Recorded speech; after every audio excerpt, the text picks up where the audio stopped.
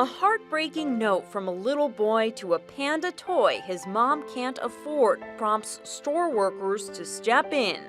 10-year-old Leon Ashworth fell in love with Pandy when he spotted him in a supermarket.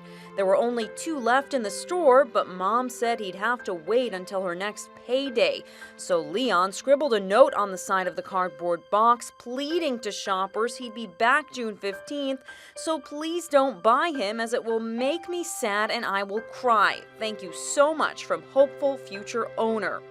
The staff was so moved, they pitched in to buy Pandy, took him off the shelf, and then put a message on Facebook to track down future owner.